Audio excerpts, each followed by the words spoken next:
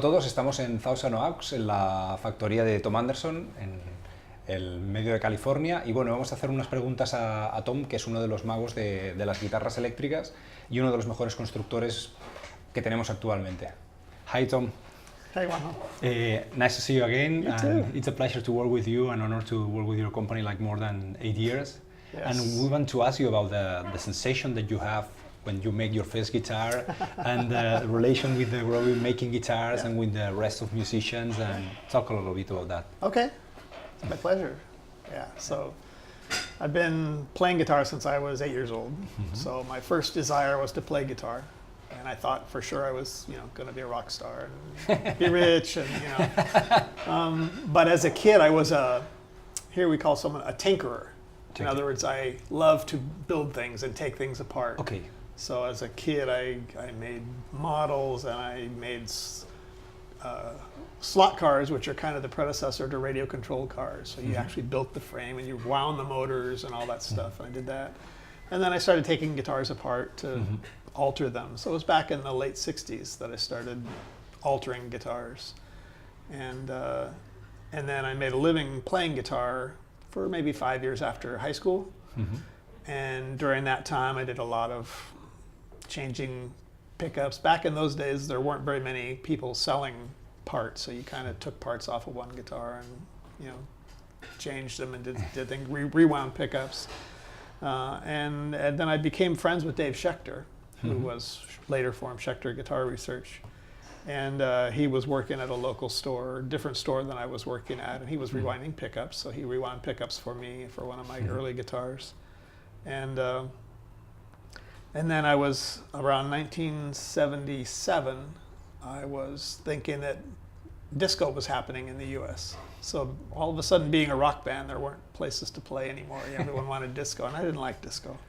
So I was thinking I might need to think about doing something other than just playing guitar for a living. And I was also thinking about getting married and having kids. And I thought, musician's a hard life for someone with a family. Yeah. So I was just talking to Dave, and he had started a small company. And he said, why don't you come work with me? So I said, that sounds great. So I went to work in '77 with Dave, and there was a couple other people there at the time. And it grew to maybe 30 employees. We were making bodies and necks and making bridges, making all the metal parts and stuff, and assembling a small number of guitars. And for that, I started doing all the things, but then I started making the tooling to make the different parts and bodies and necks and all that stuff. And then about 1984, Schechter, in the early 80s, they had money troubles, and they brought in some investors, and they thought, well, we should import these parts. We don't need to make them here and all that stuff. And I just didn't want to do that. So in '84, I left and started this company. So it was just me. I worked out of my house. And I was making pickups for Schechter in Japan because they wanted American-made pickups. And Schechter closed in '84. Several months after I left, they closed the factory, moved the offices to Texas, and then just started buying parts from Korea and Canada. And, they weren't making anything anymore. So I started setting up a shop in my house, in my garage, with a pin router and all those kind of essential woodworking tools. And started making bodies and making necks. I wasn't really planning to make guitars. I thought I just want to make parts for other people.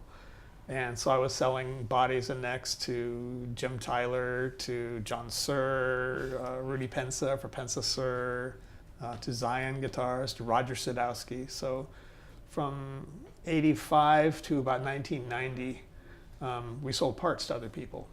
But in about '86, another friend of mine who was part of the Schechter organization said, Tom, if you make complete guitars, I could sell them for you.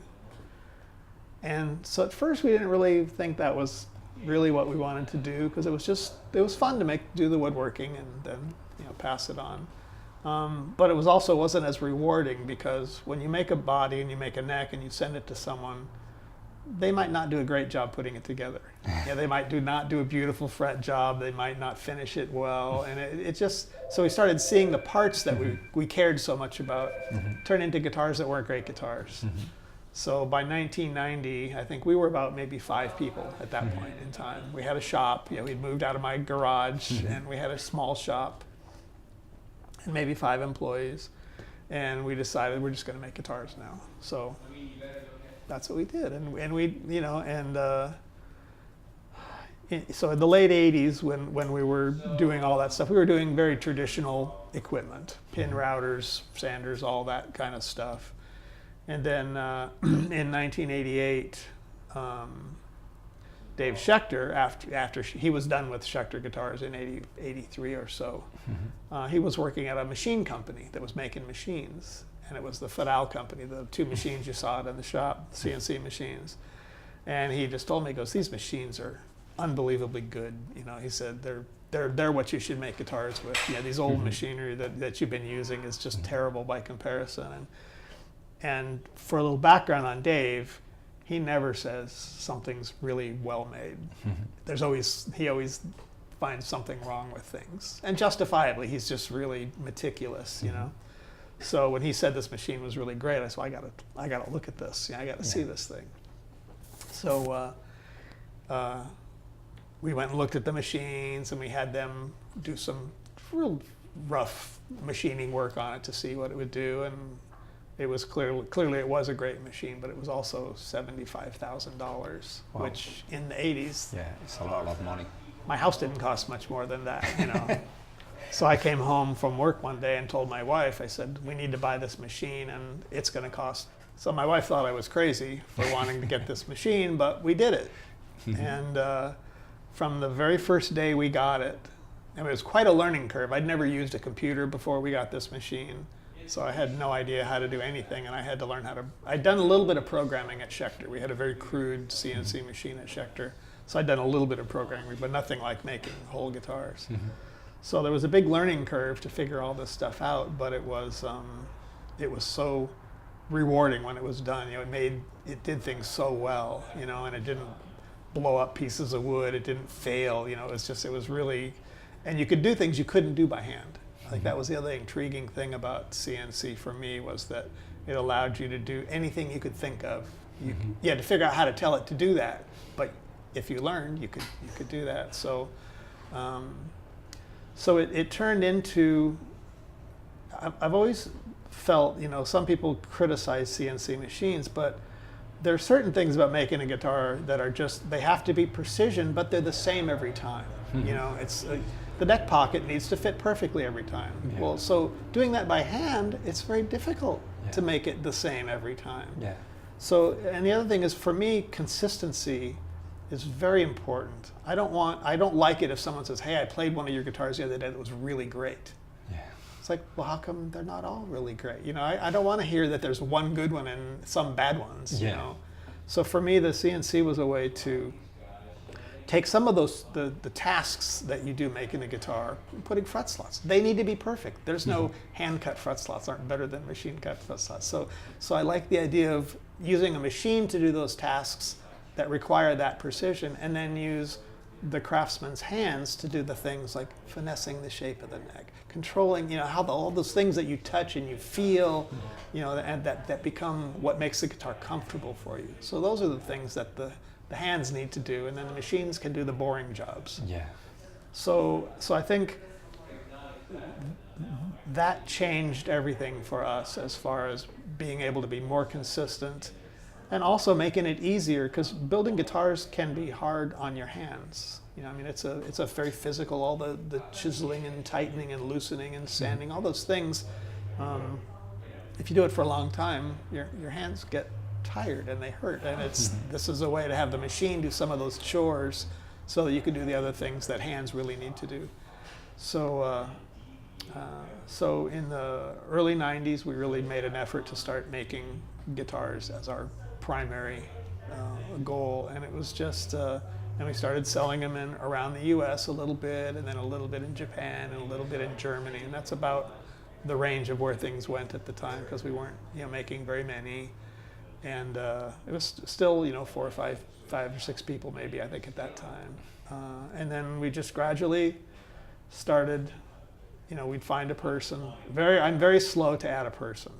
It takes a long time for me. I have people that come to me, you know, every week, every month, you know, what do you think? You know, it's like, I'd really love to work here. And I'm like, well, let me see, you know, because I really want to know that when I hire them, they will love to do this. That's more important to me than how good they are at a particular skill, because it's really important that all the people in this building get along and that they're happy and that they love what they're doing. So I don't have to look all, you know, every day. I don't have to watch everybody and go, hey, you're not doing that right. You know, I want it, they all need to decide if it's right or not. You know, everyone needs to have the ability to say, this isn't good enough, we can't sell this, you know. So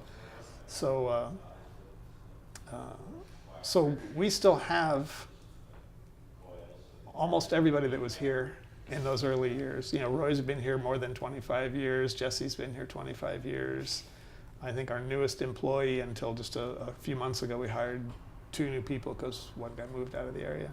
But other than that, 10 years is the newest employee, you know. And that's really important because it just makes the product better. So as we grew, we're 17 people now.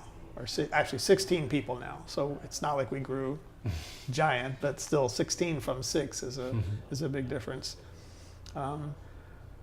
Because it meant we made more guitars, and because we made more guitars, we bought better equipment, just like the CNC machine was a better tool for that job. We bought a laser machine to cut pickup parts out because it does a great job at doing that.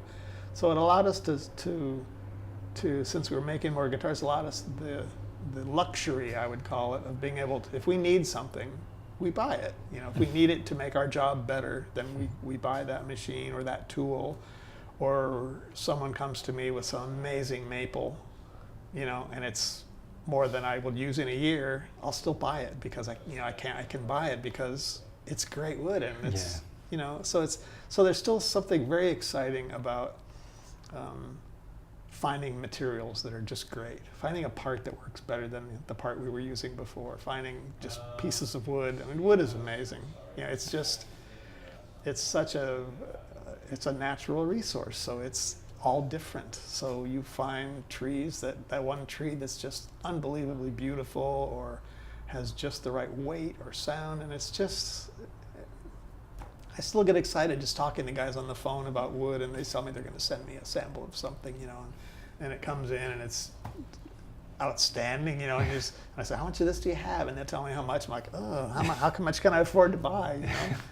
So it's the same with, so that translates through everything we do here. You know, we're working on a new pickup design or something, and it's just fun we'll make a version of it, and then we'll listen, and we'll make another version, then we'll keep swapping them in and out, going back and forth, you know, listening. And it's just fun. I mean, I still play on weekends, and it's just fun for me to go out and play the things that we make. You know, it's just, there's such a feeling of, not so much accomplishment, just this feeling that you're really part of this thing you've created, you know, that you've made.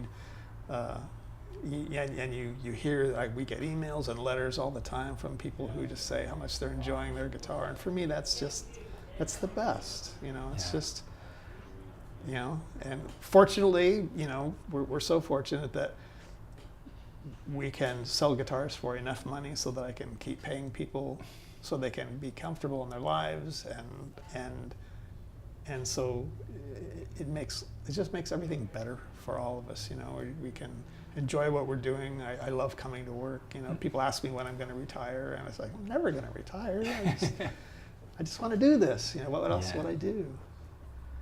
So even today, I still play every guitar that we make. You know, I do the final inspection and play through the down in the other room, you know, and I just love it. I love hearing the differences of things, and you know, in the last year, this whole rosewood CITES rule change has made that that's, you know, for some places rosewood's going to be difficult to export or import for them. So we've been playing with some other different woods, and it's just fun to hear the difference that they make. You know, some things are very similar, and some things are different, and then you go, so what would we do different on this guitar? Because this wood's different, maybe we'll do something a little different with pickups. And it's just, Yeah. I feel like my wife tells me it's like a hobby gone wild. You know what I mean? It's like guitars, because guitars were my hobby when I was a child, you know, and it turned into my living, and it turned into a support for 16 families here, and it's still my hobby, but it's also my job. Yeah. So Great. Amazing story. It's like we are blown away about the story and the concept and the guitars also, because as people that enjoy your guitars and use it and buy it and trade with, it's a total experience. In fact, one thing that is important also for us is that all the people that has one Tom Anderson in his hands, he can feel the difference, not only in the guitar by itself, only also in the concept, that there's something that is special, but it's like, I maybe can sound a little bit, I don't know exactly how to say that, but it's like the guitars that make with love, with a lot of passion, and that's amazing, because not too much people take so much care doing the guitars. well, I think part of it is because we do, you know, we buy some of the metal parts, but everything else we do here, you know, so it's, some people ask me, like, which is the most important part of a guitar, which, you know, and it's everything. It's the sum of all the parts and how they went together and how they were handled through the whole process, you know, how the wood was treated as it was lumber and before it became a neck, and what, during the process of making the neck, what did you do with that piece of wood so that it could be as stable as it could possibly be in the future? You know, our goal is not to make guitars that are great today and then, you know, 10 years from now the next twisted or whatever. You know, it's like you really, the idea is this is a life, you know, can be a lifelong purchase for somebody. They want to enjoy it for decades, you know, and that's what we want it to be.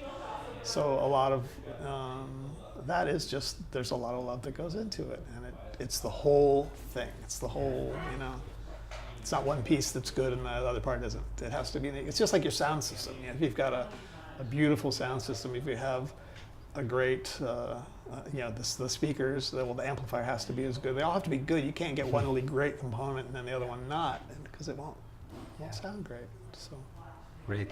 yeah. Thank you very much for your time, and I don't have words to say, and the thing about let us to participate with that, because it's very special for us. It's been a pleasure. We love it when you come and visit us, and we love seeing you all the time, and you're doing a great job there. So we really, really appreciate it, with you representing us. Thank you. Because that means a lot. You know, the love that goes into the guitar, we feel like you can translate that love to the people that come to your place.